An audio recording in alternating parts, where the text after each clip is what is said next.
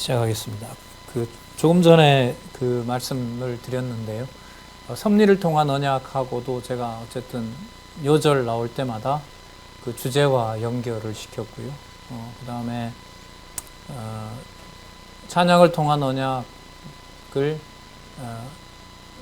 선지서가 큰 구도가 두 가지로 이루어졌다 그랬잖아요. 모형을 이제 끝내고 그 다음에 실체를 준비하는 그런 거라고 말씀을 드렸는데, 그 내용이 욥기에서부터 아가서까지 내용이 이미 반영이 되어 있다. 그걸 여러분들에게 말씀을 드렸죠. 그러니까 욥이 망했다가 흥하는 내용도 모형과 실체로 봐야지, 아니면은 힘들 때 잘 견디다 보면 또 부자 된다, 이렇게 보시면 그건 곤란합니다. 그런 내용이 아니거든요. 근데 욥이 이제 이방 인물인데도 그가 이제 왕처럼 대우받고 말씀도 너무 투철하고 그 다음에 나중에 친구들 제도 사해주는 속죄제를 드리는 걸로 보면 그가 삼직을 가지고 있는 이방인의 자격으로 그런 일이 드러나는 거죠. 그러니까 벌써 하나님의 손길이 누구에게도, 이방인에게도 벌써 미치고 그를 위한 선지자가 그 메시아가 된다는 것도 거기서 너무 분명히 잘 보여주고 있는 거죠. 그 내용을 좀 생각을 하시면요, 나중에 그 이사야서에 가서 이사야 7장, 9장, 11장, 그 다음에 40장에서부터 64장까지, 66장까지 그 내용에 보면 장차 오실 메시아를 누구 이름을 거론하죠? 이방왕 고레스를 거론한단 말이에요. 진짜 충격이죠. 다윗 왕조도 아니고, 글쎄요, 뭐 유다, 에브라임 지파 정도쯤에서 오면 좀 충격이 덜 하겠는데, 이방인 대적자가 메시아 노릇을 한다라고 소개를 하는 내용에서는 엄청난 그 변화가 있는 거죠. 말이 그냥 모형과 실체지 도저히 실체로 이루어질 때는 그 사람의 생각으로 알 수가 있다 없다, 없게끔 해놓은 겁니다.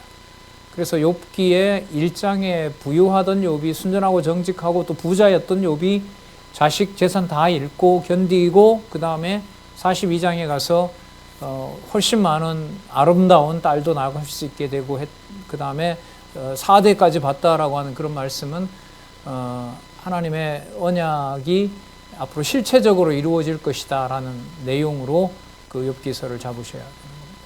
또 그게 아가서에 와서 아까 이방도 포함하는 그 나라를 이미 시가서에서 보여주고 있다는 거죠. 그래서 아까 이방인도 흥하고 망하는 내용 속에 이미 들어와 있고, 유다 전통을 벗어나는 겁니다. 벗어나는 거거든요, 실제는. 그리고 다윗에게는 이제 대적의 열방들이 침범하러 오지만 나중에 그들이 여호와의 성전을 보러 온다는 것도 나오고요. 솔로몬은 그 모든 일들이 주권성에 가서는 적당하게 쓰면서 창세전에 있었던 메시아가 그 나라의 실체라는 걸 이미 보게 한 거고요. 그 다음에 전도서는 그 관리를 내가 완벽하게 그때그때마다 더할 수도 없고 덜할 수 없이 내가 관리한다, 이게 바로 전도서였다고 말씀을 드릴 수 있고, 봐라, 그 구분을 내가 해서 술람미가 솔로몬의 여인 되는 것처럼 내가 신부인 교회를 내 목숨을 다하여 내가 사랑할 것이다. 그게 이제 연결이 되는 거죠. 그럼 이런 지금 제가 드린 말씀들이, 이게 만약에 이사야부터 말라기에 이게 안 나온다면은 저는 잘못된 얘기를 한 거죠. 지금 이렇게 말씀드린 것이 섭리를 통한 언약, 역사서의 바탕을 두고 그것이 실체로 넘어가는 과정에 시가서가 있고, 그 노래 불렀던 주로 다윗과 솔로몬과 모세나 또 다른 선지자들이 불렀던 그 모든 찬양 속에 장차 오실 메시아 내용이 확증되어 있다. 그래야 지금 이제 보려고 하는 이 내용이 연관이 되거든요. 그 강론집의 특징은 뭐냐면요, 욥기든 그 다음에 마지막에 나오는 아가서든 간에 전부 섭리를 통한 언약의 바탕을 둡니다.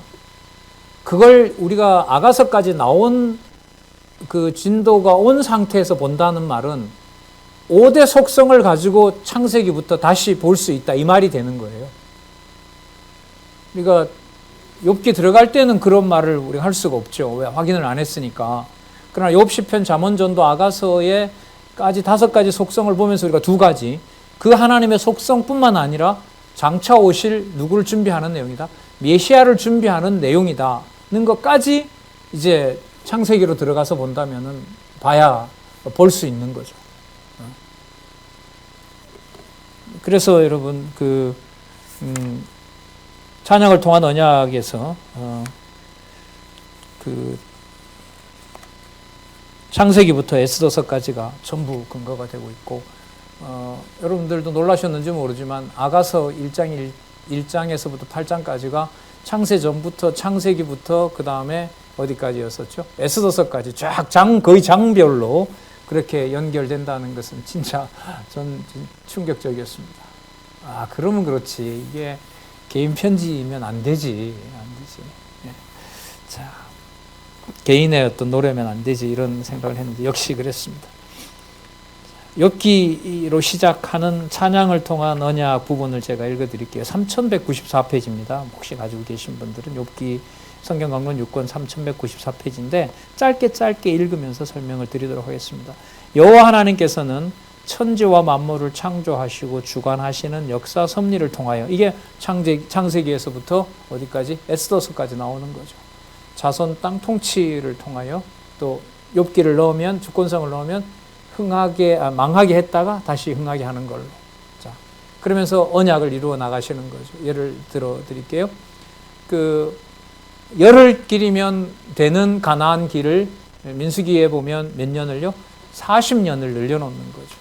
그게 바로 뭐 하는 과정이죠? 욥을 어디에다가 맡기는 거예요? 욥을 사단에게 맡기는 거라고 보시면 돼요. 에덴 동산 만들어 놓고 누구에게 맡겨요? 사단에게 맡겨요. 그게 여호와의 전능성이에요. 뭐 하게 하시는? 망하게 하시는 거예요. 망하게 하시는 거예요.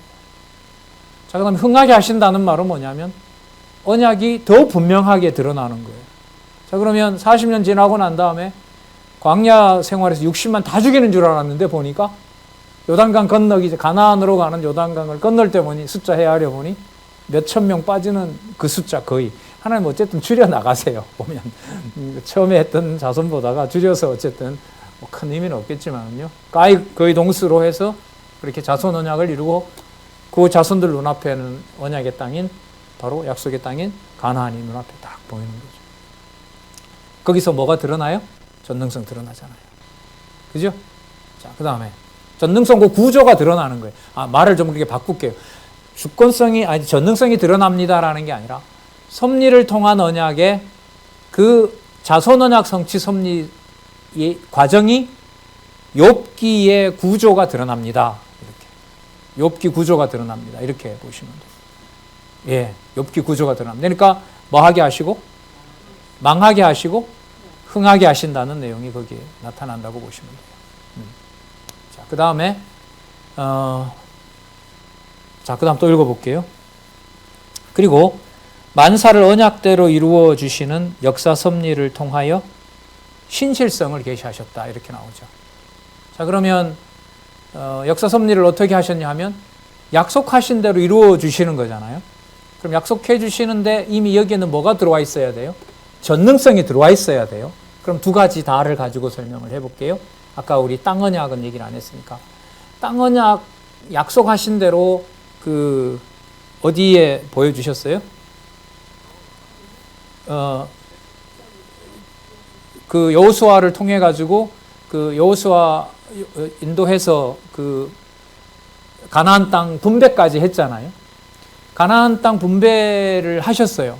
그러니까 하나님의 능력으로 대적들이 있었지만은 어쨌든 아이성이나 또 큰 성 여리고성이나 능력으로 하셨잖아요. 자, 그런데 그런 능력으로 하시는데 사사기서 전개되는 한 400년 동안의 내용은 사실상 땅 언약이 확장되는 거예요. 축소되는 거예요. 축소되죠. 축소돼요. 축소된다는 말은 여러분, 자, 이제 시편으로 한번 가서 말씀을 드려볼게요. 망하는 것도 이미 들어와 있습니다. 망하는 게 들어와 있고 약속의 땅인데 이 약속의 땅이 점점 뭐 하는 거예요? 축소되는 거예요. 그러면 시편에 나타난 83편에서부터 89편까지 내용인 거죠. 왜 대적에게 맡깁니까? 하나님, 이 땅에서 우리가 번성해야 되는데 들어오죠. 이렇게 들어오게 돼요. 그러면 끝장을 내려고 하는 것이냐? 아니다. 근데 시편은 여기에서 모형으로 끝나는 것이 아니라 장차올 메시아의 나라, 하나님 나라로 가는 거기 때문에 다윗에게 보여준 계시는 90편에 가서 어디로 끌어올려요? 여기로 끌어올려는 거예요. 바다가 생기기 전 이 상황으로. 이 나라가 진짜다. 이 나라가 진짜다. 그러니까 역사서를 설명을 하고 해석을 하고 동시에 그 역사의 실체인 어디로 끌어올리고, 그렇죠. 이렇게 끌어올리고. 그러니까 시가서 내용이 여기죠. 창조에서부터 일단 구약이니까요. 아담에서부터 시작해서 다윗을 지난 이 왕국까지를 설명을 하면서 전능성과 신실성을 설명하고 장차올 메시아를 위해서는 어디로 끌어올려 놓는다? 창세전으로 가는 이런 구조로 되어 있어요. 과거 역사를 해석하고 자, 미래 역사로 가기 전에 본래 있었던 어느 나라 여기로. 그러니까 이렇게 와서 설명을 하고 여기에 끌어올리고 그 다음에 이렇게 내려오는 거예요. 다 그렇게 되어 있어요. 그걸 설명을 아까 드렸던 거예요. 그 잠언도 그렇게 되어 있고 또 아까 영원성은 더하죠. 하늘로 올라가는 그 단계마다 누가 관리하지 않으면 해롭다? 여호와께서 관리하지 않으면. 그걸 누가 할 수 있습니까? 그거 메시아가 하는 거야. 너희들 하는 거 아니야. 그걸 내가 준비해 놓은 거야. 이게 전도서거든요. 근데 절대로 끝장이 난 것 같아도 나는 버리지 않아. 그게 여러분 아가서라고 보시면 됩니다. 자, 그럼 또 하나 읽어볼게요. 뿐만 아니라 우주와 만물을 뜻대로 주관하시는 역사 섭리를 통하여 주권성을 계시하셨다. 우주와 만물을 뜻대로 주관하시는 역사 섭리의 주권성. 여러분 이건 요절 넣으면 되죠. 그때마다 악인도 악한 나를 위해서 뭐예요? 아주 적절하게 쓰시죠. 자, 아까 그 통치예를 또 한번 들어볼게요. 그러면 자, 통일됐습니다. 사무엘 마지막에. 그 다음에 솔로몬을 통해서 왕위도 계승됐습니다. 그런데 하나님께서 정해놓았던 여로보암을 들어서 나라를 갈라놓습니다. 솔로몬의 범죄와 여로보암도 여러분 선지자가 와서 알려주죠. 여로보암이 막 무슨 반란을 준비한 게 아니에요. 하나님이 지목해서 여로보암 너 다음 날 너 왕 된다. 근데 너 왕가는 계속해서 피바람이 분다. 그걸 하나님께서 해준 거 아니에요. 그 내가 뭐 하겠다? 악한 날에 내가 너를 쓰겠다. 이렇게 된 거죠. 이게 여러분 주권성이라고 보시면 되죠. 그리고 갈라놓고 아수르 쓰죠. 주로 이제 그 위협적인 나라는 아람이었다고 말씀 많이 드렸죠. 그러니까 아수르한테 망할 일은 없어요. 망하면 아람한테 망하지. 그 엘리사 시대 때 위협이 아람이었거든요. 그런데 아람이 어느 날 사라져버리고 전혀 관심을 갖지 않던 아수르가 커서 북이스라엘 그 큰 나라를 멸망시켜 버리는 거예요. 하루아침에 그것도. 그 누가 악한 자의 용도를 조절하세요? 여호와께서 조절하시는 거예요. 뭐 미국에 의존한다, 뭐 한다 이런 게 다 이제 안 맞죠. 이게 성경에서는. 자, 또 한번 읽어볼까요? 그리고 영원한 나라를 세우시는 역사 섭리를 통하여 영원성을 계시하셨다. 영원한 나라를 세운다. 이 말이 그 전도서에는 직접적으로 나오진 않아요, 사실. 이건 한 차원 또 해석을 집어 넣어야 돼요. 영원한 나라의 특징이 뭐냐라고 묻는다면 그 나라는 그때마다 하나님께서 더할 수도 없고 덜할 수 없는 일을 하시는 그 과정이 무슨 나라다? 영원한 나라의 기초를 둔 것이다. 그런데 결론은 그 영원한 나라가 서고 있는지 무너지고 있는지, 아니 그걸 세워주시는 건지 그걸 보여주시는 건지 보여주지 않는 건지를 우리가 알 수 있다 없다?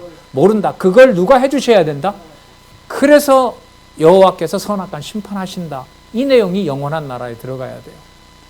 영원한 나라는 그냥 뭐 이게 좋고 이것도 좋고 저것도 좋고 이런 게 아니에요. 영원한 나라의 특징을 전도서와 연관을 시키면 반드시 뭐가 들어가야 돼요?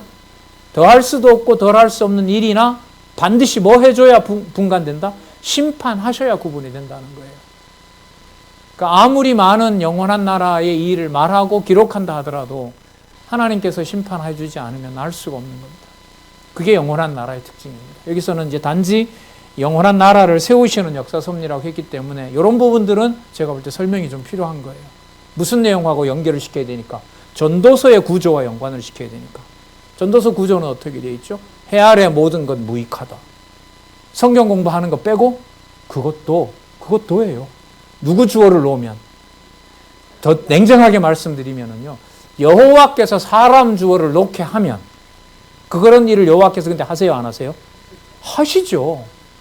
사람을 철저하게 하나님께서 솔로몬으로 하여금 착각 속에 살도록 집어 던져버리잖아요. 자, 그리고 여호와의 영원한 행사로 가게 되면 하나님께서 선악관에 심판해 주시어야만 여호와 경외로 가는 영원한 나라가 되는 거예요. 그러니까 여러분 이런 어떤 과정과 섭리 방법은 이 지상에는 찾을 수가 없죠. 지상에 찾을 수 없다는 말은 이 세상에서 어떤 노력을 들여서 할 수 있는 것이다? 아니다. 그러니까 아니면 안 되는 거냐? 아니라는 거잖아요. 창세전 메시아를 보내주시겠다고 약속했던 계획대로 지금 한 채 착오도 없이 뭐 되고 있습니까? 성취되고 있으니까요. 자, 그 다음에 그리고 언약 백성을 아주 버리지 아니하시고 변함없이 사랑하시는 역사 섭리를 통하여 자비성을 계시하셨다. 자, 변함없이 사랑하시는 조건 없는 사랑이고요. 망가졌다 하더라도 뭐 하는 거예요? 버리지 않는다는 거죠. 그럼 이렇게 되겠죠. 전도서의 심판이 따르는 영원한 나라에는 그 영원한 나라에서는 신체적인 어떤 조건과 그 상황이 그 사람을 하나님의 자녀가 된다 안 된다로 정하는 것이 아니라는 거예요. 그래서 그 술람미 여인의 그 망가진 모습을 솔로몬이 찬양하는 것을 눈여겨보셔야 돼요. 이렇게 한번 연결시켜 볼까요? 그 여인이 망가진 게 여러분 하나님이 정해놓은 예루살렘 성전이 망한 것은 더할 수도 없고 덜할 수 없는 일이에요. 맞죠? 하나님 하신 일인 거예요. 근데 그 일이 잘된 일인지 못된 일인지는 우리는 또 이렇게 생각해요. 갔다가 70년 후에 돌아오잖아. 이게 아니에요. 70년 후에 돌아오는 것이 여러분 영원해요? 나중에 또 망해요? 망해요. 그게 영원한 일이 아닌 거예요. 그럼 그 일을 뭐라고 말할 수 없어요? 영원한 선, 절대적 선이라고 말할 수 없는 거예요. 그러면 돌아온 것이 좋은 일이고 나중에 올 나라로 보면 그 나라는 망해야 될 나라예요. 성전도 무너져야 될 것이고. 그럼 거기에 집착한다는 것은 하나님께 지혜를 안 주면 그걸 붙잡는 거죠. 야, 이거 헤롯이 그래도 이방 그 정통은 아니지만 그 인간이 80년 동안 지어놓은 거야, 이 성전. 그래서 베드로가 그러잖아요. 예수님 저 멋진 거 보고 계시죠? 예수님 단칼에 그냥 사흘 후에 전부 다 내가 헐어버리라, 내가 사흘 후에 내가 짓겠다고 예수님 하시잖아요. 자, 그래서 여러분 자비성으로 가기 전에 선과 악을 심판해 주지 않으면 절대 선과 절대 악, 하나님에게 속한 선과 악이 무엇인지를 모른다. 그러면 그 모른다는 것은 착각 속에서 살아간다. 그게 해로운 일이다. 이렇게 되는 거예요. 그러면 술람미 여인이 자기가 망가진 것이 신랑이 좋아할 것이라고 아는 것은 전도서에 나와 있는 뭐와 뭐를 구분해 줬기 때문에 그렇다. 선과 악을 누가? 하나님이 구분해 줬기 때문에 술람미의 망가진 몸을 나쁘다고 하지 않고 당당하게 솔로몬에게 뭐 한다? 버리면 안 된다고 하는 것이다. 이게 논리적 연결인 거예요. 그러면 전도서 없이 자비성을 얘기를 할 수 없다는 거예요. 여러분 더 말씀드리려고 하면 더 조밀하게 가지 더 느슨하게 가지는 않습니다. 왜? 본문에 내려와서 우리가 그동안 확인한 걸로 가면 예. 자, 여러분 이게 이제 시작할 때거든요. 이게 6권인데 이게 2000년에 나왔어요. 2000년도에 이 6권이 나왔거든요. 그 다음에 욥, 시편, 잠언, 전도, 아가서가 4권이에요. 그러니까 2009년도니까 2001, 2002, 2003년도에 가서 이제 9권이 쓰여지거든요. 9권에 가서 아가서가 마치면서 이 내용은 이제 찬양을 통한 언약이니까 누구에 대한 언약이어야 돼요? 메시아에 대한 언약이어야겠잖아요. 그죠? 그러면 마지막에 찬양을 통한 언약의 결론은 메시아로 나야 되는 게 당연한 거예요. 그러면 제가 9권에 아까 그 분량 그 정도밖에 안 되니까요. 거기에서 메시아 언약과 관련된 내용으로 정리되는 것을 소개하고 정리하도록 하겠습니다. 자, 구약에 나타난 이 시가서는요, 5대 속성을 찬양하는 것인데, 역사서가 여호와 하나님의 존재를 중심으로 계시하는 거라면, 존재를 어떤 방법을 하죠? 자손, 땅, 통치 언약을 섭리하셔서 내가 살아있다, 내가 하는 일이다, 내가 주어가 된다, 이걸 알려주시고 난 다음에요, 시가서는 여호와 하나님의 속성을 중심으로 계시하신 내용입니다. 그게 여러분, 그런데 여러분, 전능성만 딱 설명한다는 게 말이 이제는 돼요, 안 돼요? 안 되죠? 그러면 전능성을 말한다는 말은 뭐도 동시에 신실성도, 그 다음에 주권성도, 그 다음 영원성도, 그 다음 자비성도. 그러니까 앞부분을 빼고 자비성만 말한다는 것도 말이 돼요, 안 돼요? 안 돼요. 그러니까 이런 것은 빼고 하는 것하고 시간상 자비성만 말하는 것하고는 다릅니다. 뭐 저같이 좀 시간 관리를 해야 되는 사람은 시간상 자비성에 강조를 둔다고 하지만 그 자비성을 얘기할 때 자기 하고 싶은 얘기를 막 하면 안 돼요. 자비성을 얘기할 때는 앞부분에 나타난 시간이 10분이 되든 그게 1시간이 되든 뭐와 연관이 돼야 돼요? 자비성 앞에 있었던 영원성, 그리고 영원성 앞에 있었던 주권성, 신실성, 전능성, 그 부분들을 가지고 뭘 설명해야 돼요? 자비성을 설명해야 돼요. 그걸 설명을 하고 그 다음에 나타난 선지서에 그 연결을 시키고 그 다음에 메시아 언약으로 이렇게 설명을 해야 돼요. 그러니까 이게 이런 면에서 계속해서 수평으로는 본문 확인하면서 모아갈 때는 성경 전체로 5대 속성을 모았다는 말은 큰 덩치로 가는 거 아니에요, 이제. 시가서로 그 다음에 예수에 의한 성취로 이렇게 넘어가는 겁니다. 자, 그런 관점에서 이제 여기 부분을 한번 보도록 할게요.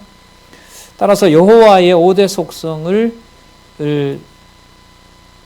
찬양하는 시가서 내용은 장차 오실 메시아를 통하여 5대 속성을 계시해 주실 것에 대한 여호와의 언약 계시로 이해된다. 여러분, 장차 오실 메시아에 대한 5대 속성이라면 지상에서 특히 보여주셨던 복음서요, 마태복음에서부터 승천하실 때까지 나타난 사도행전 1장 11절까지 매 사건마다 속성이 드러난다면 무슨 속성이 드러날까요? 이 5대 속성이 서로 연관해서 드러나는 거예요. 그래서 제가 기억나실지 모르겠네요. 마태복음 하면서 어떤 한 사건에서 여기서 5대 속성이 어떻게 드러납니까? 라고 이제 우리가 확인한 적도 있었어요. 예를 들면 예수님께서 바닷물을 잠잠하게 했다고 할까요? 아니, 귀신을 쫓아내는 걸 한번 볼까요? 거기 뭐가 드러나죠? 귀신 불이잖아요. 구약에 보면 전능성 드러나죠. 신실성 당연히 드러나죠. 메시아의 나라가 하나님 나라로 왔으니까 사단을 쫓아내버리는 거 아니에요. 그 다음에 악인도 써요, 안 써요? 쓰죠. 그게 주권성이에요. 그 다음에 모든 것을 당신이 해요. 아버지께서 하라는 것만 한다고 해요. 그렇죠. 모든 일을 내가 하니까, 아버지가 일하니까 본인이 한다고 해요. 무슨 성? 영원성이에요. 더 할 수도 없고 덜 할 수도 없는 일이에요. 누구보다가도 완벽한 일이에요. 그러니까 우리하고 다릅니다, 차원이. 우리도 나는 지금 하고 싶은 대로 하는 것이 말은 될런지 몰라요. 하나님이 할 마음 줘서 그거 하는 거니까. 그런데 그게 선인지 악인지 어떻게 알아요? 근데 그리스도는 유괴몸을 갖고 해도 하고 싶은 대로 다 해도 전부 뭐예요? 다 그게 아버지가 기뻐하는 거예요. 달라요, 인성이 우리랑 다릅니다. 그러니까 성경을 보고 설교하면 안 된다는 게 바로 그렇게 중요한 거란 말이에요. 내가 할 수 있으면 그대로 하면 돼요. 그럼 내가 메시아게요? 그럼 내가 적그리스도인데? 말이 안 되는 거죠. 네. 자, 그 다음에 여러분, 자비성은 예수님이 죽으시든 사시든 상관없이 뭐예요? 끊임없이 사랑하고 기뻐하는 아들이신 거예요. 십자가에 돌아다실 때는 잠시 외면하셨다? 아니에요. 아니랍니다. 자, 그러면 5대 속성이 이렇게끔 딱 바탕이 되어 있단 말이죠. 말로만 되어 있는 것이 아니라 구조대로 망하고 흥하고 간구하고 찬양하고 서원기도하고 그 다음에 지혜와 명철과 지식이 공급이 되고 하나님이 연결을 시켜주니까 모든 것이 더할 수도 없고 덜할 수도 없는 일이지만 그게 하나님의 사랑으로 넘어가고 이게 같이 돌아가면서 그리스도의 모든 사역이 설명이 되는 거예요. 어떻게 보면요, 이게 아주 고도의 강론이 됩니다. 예수님 사건 하나를 설명을 하고 5대 속성을 가지고 여호와의 속성과 여호와의 살아계심을 한 5분 동안 메시지를 전했다. 이런 메시지가 안 나와요. 이게 우리에게만 이게 나와요. 이 성경신학을 통해서만 여러분 단 몇 마디를 하더라도 여러분 이런 구조가 나오는 거죠. 뭐 가정교회 같으면은 가족끼리 무슨 명절에 모였을 때 그때 그렇게 해서 우리가 하나님의 복음을 너희들 돌아가신 할아버지 아니면 증조부 혹은 고조부 때 이렇게 해서 우리가 여호와 하나님을 경외하게 됐다. 그때마다 여호와의 이러한 능력의 영광이 찬양받으시기를 원한다. 뭐 진짜 수준 높은 강의죠. 여기는 뭘 잘하고 못하고 이런 문제가 아닙니다. 확인하고 또 확인된 사람들을 통해서 전달되고 또 그 더 깊어지고. 자,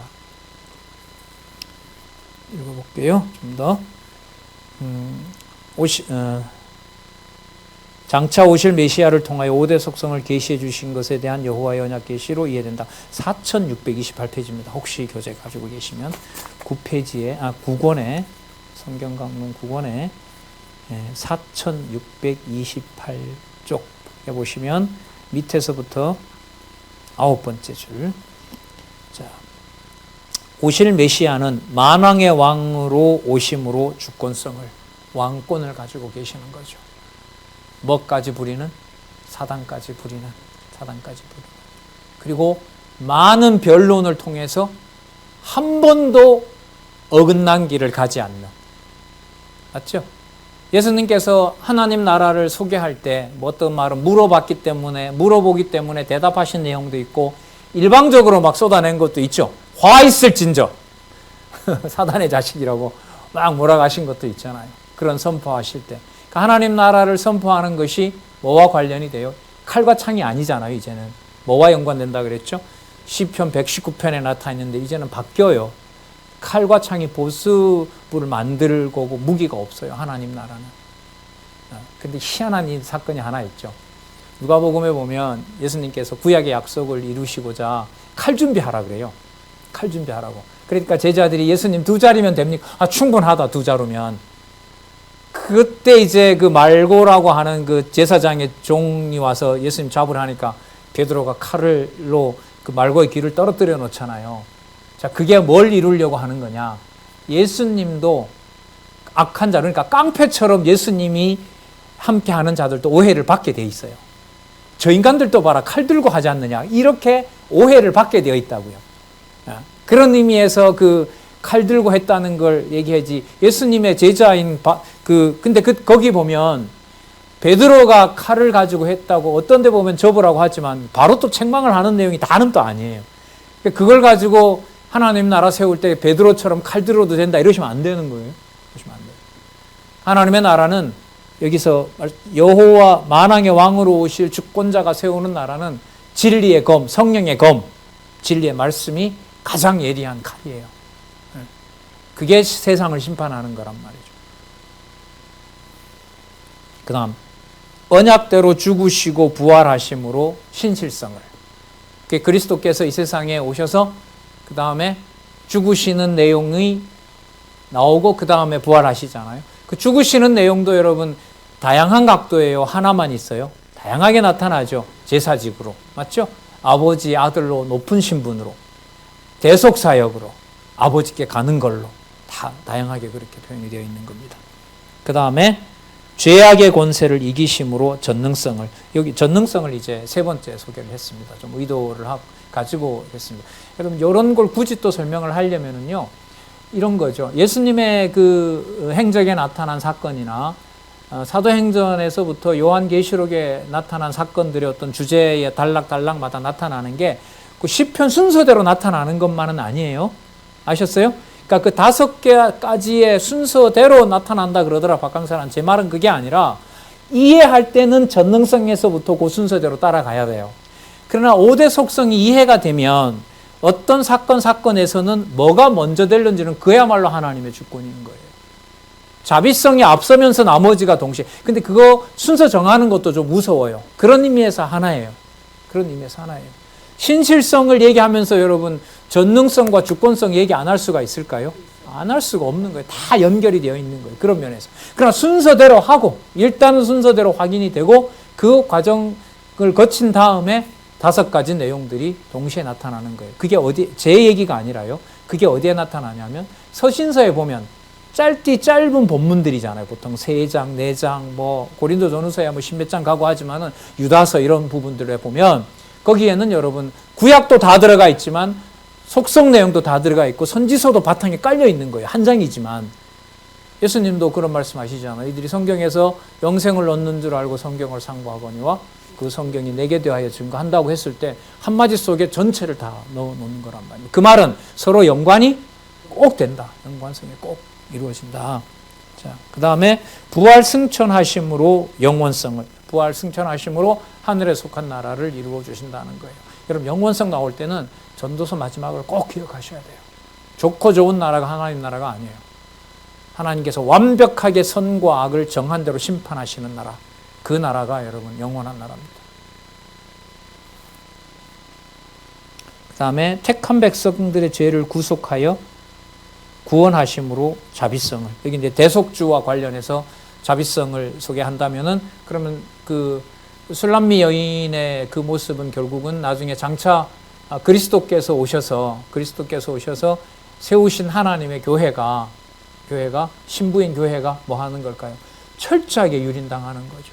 근데 신랑이 버려요? 안 버려요? 안 버리잖아요. 안 버리죠. 계시록에 가면 와서 모든 걸 내려놓고 쉬라고 하잖아요.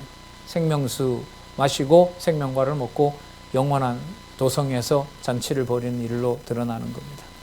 자, 이렇게 여러분 그 사권에서부터 근 4년이 걸렸죠. 이게 6, 7, 8, 9권까지 와서 이제 아가서 끝나면 선지서로 가는데요. 이 시작한 내용은 역사서를 배경으로 5대 속성을 정리하고 그 다음에 아가서가 마쳤을 때는 5대 속성을 장차 오실 누구와 메시아와 연관해서 설명을 하고 이런 부분들은 강론을 전달하는 분들에게는 아주 좋은 방법, 기법이라기보다가 전달하는 어떤 방식에 있어서 좋은 힌트를 준다고 생각을 합니다. 예, 우리는 정확하게는 모르겠습니다. 몇 강 나왔는지는 모르겠지만은 본문으로 보면 창세기에서부터 아가서 본문 나타날 때까지 논리적 연결성을 확인하지 않고 못하고 이 부분은 모르겠습니다고 한 건 제 기억으로는 없습니다. 물론 교재가 너무나 잘 돼 있어서 교재 따라 안내를 했고 제가 이해한 범위 내에서 여러분들에게 그 사건들을 계속해서 연결을 해왔습니다. 오늘 이 시간에는 찬양을 통한 섭리, 찬양을 통한 언약 앞에 반드시 섭리를 통한 언약이 바탕을 둬야 된다는 것이고 그 다음에 전능성에서부터 아가서에 나타난 자비성까지의 연결성도 반드시 서로 물려있는 연결성을 가지고 있다는 것이고 그 물린 바탕 위에 장차 오실 메시아를 범위를 엄청 넓혀서 진짜 다윗의 얘기대로 해 뜨는 데서부터 해 지는 데까지 전하는 자의 소리가 있건 없건 간에 모든 세상에 있는 열방들도 하나님 나라를 찬양할 자들이 거기에 있다는 것을 대선언하고 공포하는 내용이 여러분 이게 이사야에서부터 시작하는 예언을 통하는 예언을 통하는 방학 때 시가서 내용 강론집에 강론집 공부하는 방식도 조금씩 그때마다 알려드렸으니까요.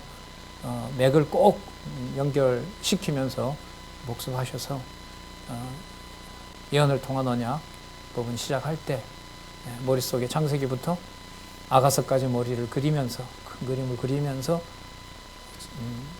선지서 공부를 시작할 수 있으면 좋겠습니다. 조금 일찍 마치겠습니다. 기도하겠습니다. 하나님 아버지 감사합니다. 귀한 시간 허락해 주셨습니다. 진리의 말씀에 머물 수 있게 또 진리의 말씀으로 생활할 수 있는 바탕이 되게 해주셔서 감사합니다. 받아야 될 자격도 없고 전달할 수 있는 힘도 없는데 하나님 어찌하여 우리에게 이 모든 놀라운 일들을 이렇게 허락하시고 또 맡기셨는지 또 한번 돌아보게 됩니다. 하나님 함께 할 수 없는 대신 가정교회를 단단히 묶어주셨고, 함께 할 수 없는 시간을 아껴서 진리에 더 매진하는 시간을 하나님 마련해 주셨습니다. 하나님, 어려운 상황을 주신 분도 하나님이시요, 풀어주시는 분도 하나님이십니다. 풀어주시고 또한 고난 가운데 주시는 걸 통해서 고난은 나쁜 것이고 해결되는 것은 좋은 것이다는 내중심적인 이기적인 판단에서 벗어나서 어떤 상황에 처하든 망가진 술람이든 하나님 온전한 술람이든 신랑의 사랑에 늘 감복하며 신랑의 존재를 의식하며 살아가는 죄로운 주의 동력자들, 주의 지체들 될 수 있도록 꼭 지켜주시옵소서. 예수님의 이름으로 기도드렸습니다. 아멘.